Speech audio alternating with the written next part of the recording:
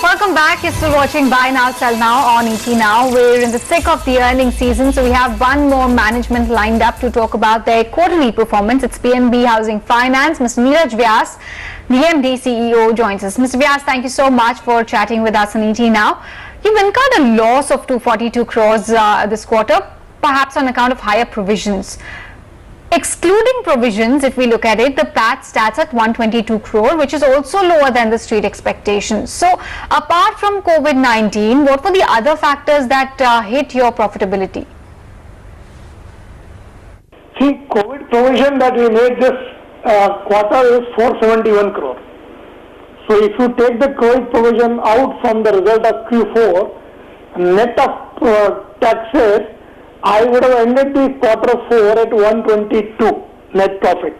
Right? That is the first thing. If I take the impact on the entire year, my net profit would have been 1010 crore. So obviously what you are saying is the net profit is not equal to what was last year. Definitely there was a profit last year was 1100 plus. So it was less than that. But if you look at my disbursement, the disbursements also were almost half of what we did the previous financial year. Now, one issue for that was our conscious decision not to disburse on corporate side or not to sanction on corporate side. So, if you take my overall disbursement, it is only the retail disbursement which has happened during 1920.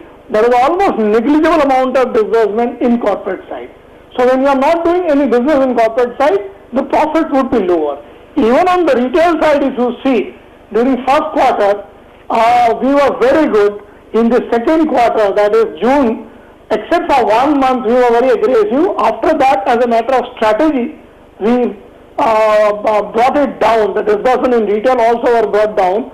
And if you see my H1 disbursement and H2 disbursement, that is rather third quarter disbursement, retail was almost negligible. Because, if you see my 19 capital adequacy, I was almost at 13.9 or 14%, which is the regulatory requirement, 13% that point of time. So, any disbursement without a capital raise plan would have resulted into breaching onto regulatory capital.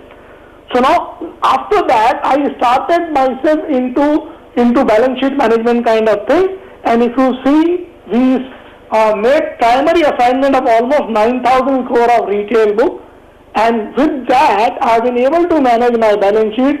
And if you see my result as of today, 31st March 21, I am very comfortable in my capital adequacy ratio at 17.98%.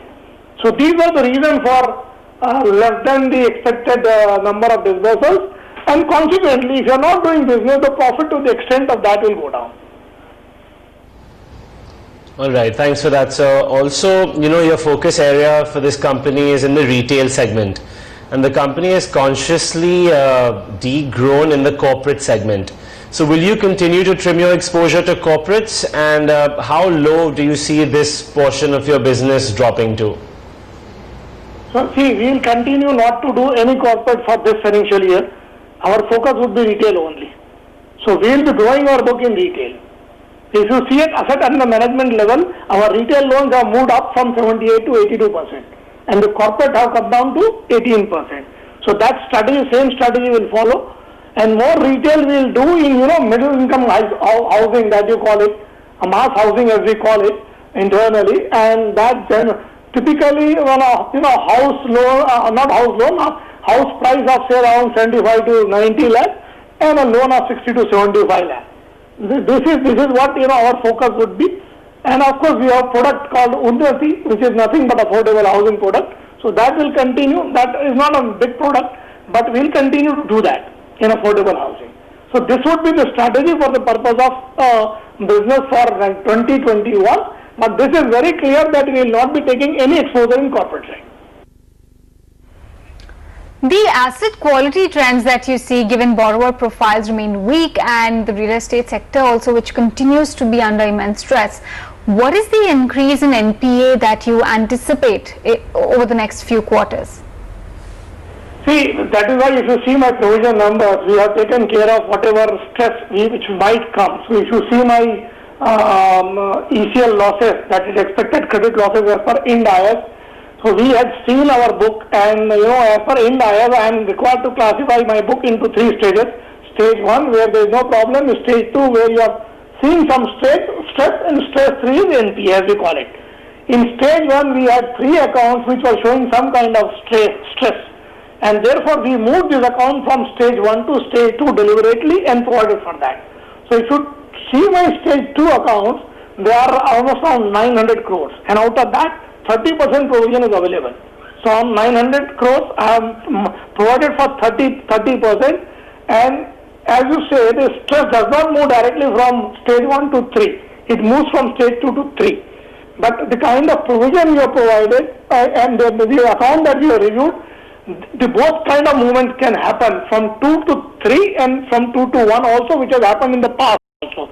So what deliberately we have given this kind of push from 1 to 2, I feel while these accounts are weak, there is a possibility. We are talking to the promoter, and they are also working towards resolution. Let us see how do we move. But as far as provisions are concerned, if you see my corporate book, we are 100%, we have provided 100% provision for our corporate book, and for retail it is 90%. So overall I think it is 95% the provision coverage ratio we are working on.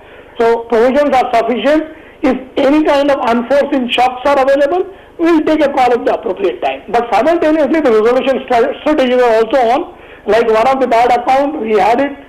We were trying to do the resolution, but nothing was coming. We went on the surface. There were 2 parcels of land. 1 parcel has been sold out. We got the 25% amount. We are trying to sell out the second parcel also. All right, sir.